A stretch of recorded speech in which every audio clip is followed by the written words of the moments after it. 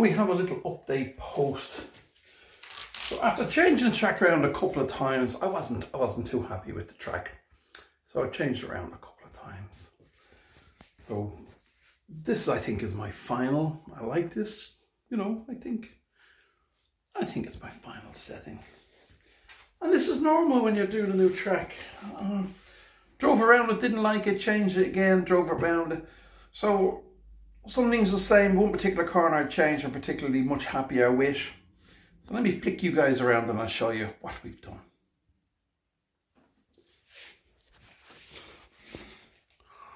I'll zoom back a bit.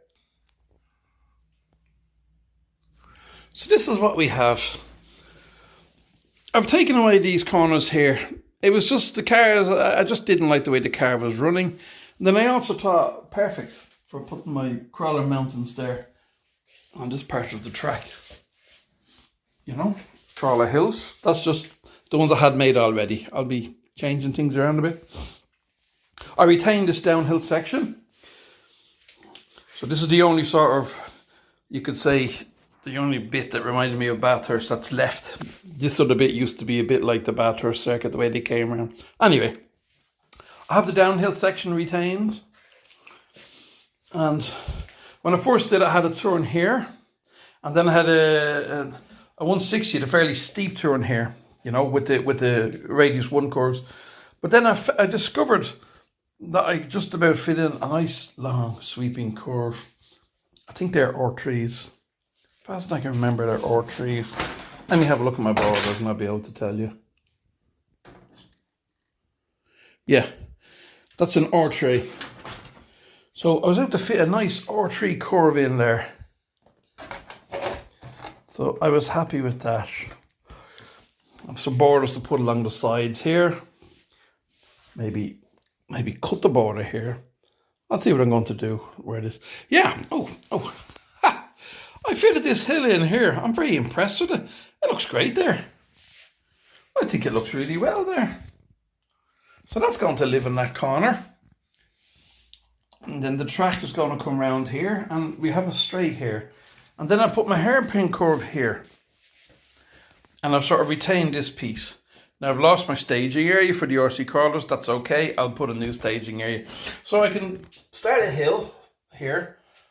And have I'm hoping this will be my tallest hill. So I'm hoping to come up about this height and down. And possibly onto the edge of this. Back down onto the track. So straight wise, the longest straight we have is very short really. We have a couple of short straights. This one coming out of the hairpin is reasonable because it goes into this nice long sweeping R3 curve. And then it gets a little more technical there with it's an R1 there. Then into another, I'm not sure if that's an R3. Maybe that's an R3 as well. Then we have our R1, our normal R1 type curve, which is grand. And then that was the piece I have to make my latest piece of track for, which is another piece I'm cutting. So I'm in the process of doing this piece. As you can see, I'm just going to have that ready for cutting the metal parts. And then that will slot into that gap. And then that's this track complete. On this track, I only need to use one of my cut pieces. That piece, that little sliver of cut there I used. And that's a normal track piece. I think that's a 1/3 straight. Everything else are standard track pieces on this particular layout. Oh, sorry, no. That's another one of my home cuts. So I've 1, 2, 3 cut sections. That's a standard Carrera. Again, I think that's a 1/3 straight. So I have 3 homemade cut sections. So that's it. What do you guys think? Do you think that looks okay? So it's not as complicated, but what I've done is I've done a test drive with my better half. I've done a test drive, and she said that she liked it. She preferred it as well. It's a little bit easier and less fussy. See, the thing is, I missed my long straight. My old curve used to come here, and then I had a straight going across the room up to another curve here at the end. and then into this section, and then we had the figure 8 across here.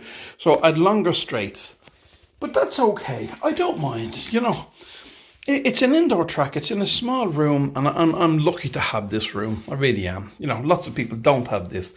They have to put it up on a floor in a bedroom, or on a floor for an hour or two and take it all up. So one can't complain. I'm very lucky. And then I'm going to have these crawler hills as well. So crawler hill wise, I'll put something. I'll make something to fit in there. This, at the moment, this hill is just sitting here. It'll nicely bring it up to this hill, which I'm going to paint as well. That'll be getting painted probably January or whenever I get a chance. So we have this crawler hill. I need to make a removable section that can fit here. That'll bring it down onto the track from that crawler hill. So I need to make that little section there.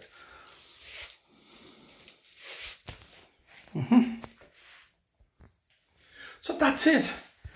I hope you enjoyed the little update just to show you what's going on. We're very close to the Christmas period, so you know I'm going to be busy with family and you know visiting and all the usual Christmas stuff. So I'm not sure how much I get to do with the track. But the thing is, I'm going to have the track complete.